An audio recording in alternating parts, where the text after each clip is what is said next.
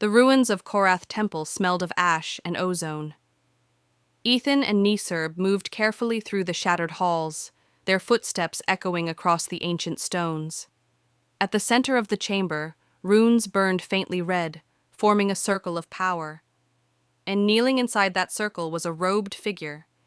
His hands shook as he poured blood into a cracked Sith holocron. Ethan, voice low. He's trying to bring him back. Bryson. Niserb's face hardened, his young eyes widening at the sight. Neserb. But he's dead. You said he was gone forever. Ethan. He is. But this fool is trying to tear open the veil. If he succeeds, what comes through won't be Bryson. It'll be something worse. Ethan stormed forward, igniting his saber. The robed cultist spun in shock, his own crimson blade snapping alive. Cultist. You can't stop the heir's return. The galaxy still belongs to him. They clashed, the sound of sabers shrieking through the temple. Sparks rained down as Ethan struck hard and precise, fueled by fury. The ritual circle flickered, collapsing under the strain. With a single strike, Ethan disarmed the cultist and sent him sprawling. The holocron rolled free, cracking open, bleeding dark smoke. Ethan crushed it under his boot, shattering the ritual for good. But when the smoke cleared, Nekurb froze.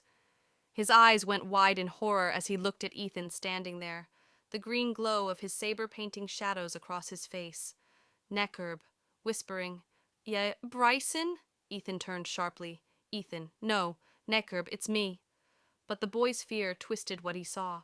To him, Ethan's outline warped. The shadows of the temple wrapped him in a dark cloak, and the face of Bryson stared back with cold, Sith eyes. Nisurb screamed. Nisurb, "You won't trick me again!" He ignited his own blade and lunged. Ethan barely blocked the strike in time, sparks flying as the boy's saber pressed toward his chest. Ethan, "Nekurb, stop! It's not me, he's gone!" Nekurb, shaking furious. "Liar! You came back, you always come back!" Blow after blow rained down. Ethan backpedaled, refusing to swing to kill, only to defend. But Nekurb's strikes were fast, wild, full of rage. A sudden slip, Ethan stumbled on loose stone. Nisurb's saber came down in a killing arc. At the last instant, Ethan twisted, the blade grazing across his shoulder instead of his throat. He cried out in pain, falling to one knee. Nekurb loomed over him, eyes burning with terror and hate. "Enough!" The voice thundered, a golden light flashing across the chamber. For an instant the ghost of Master Silver appeared, his spectral hand pushing Nekurb back without harm. The boy staggered, his vision clearing.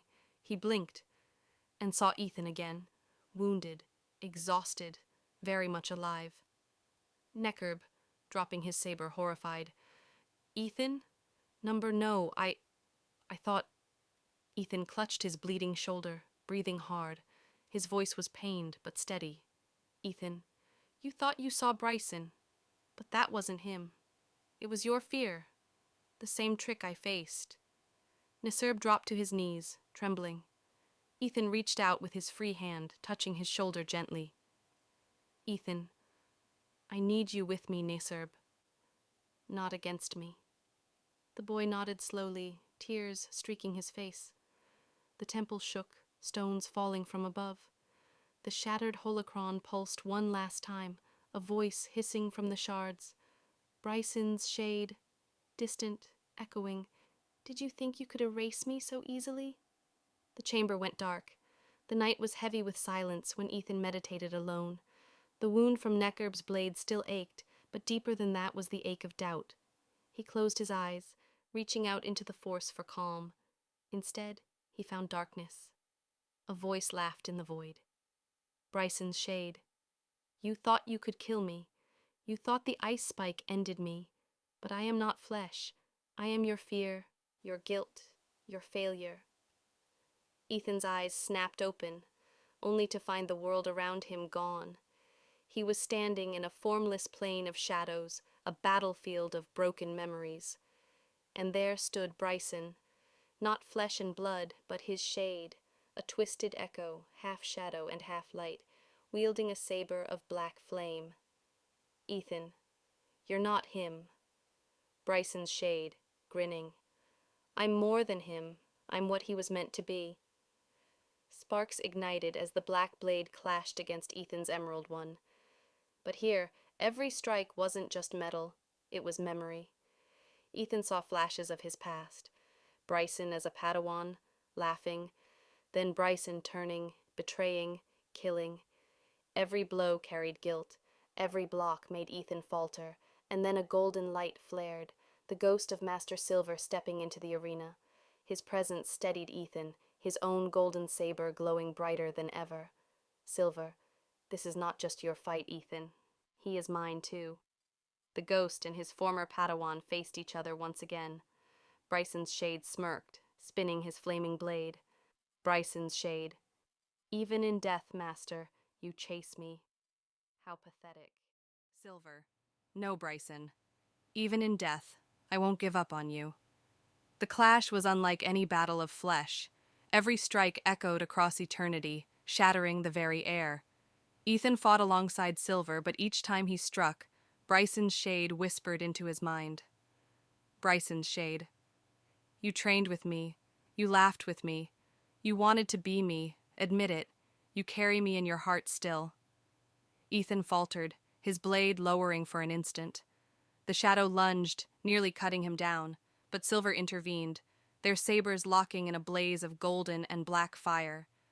Silver, to Ethan, urgent. Don't listen.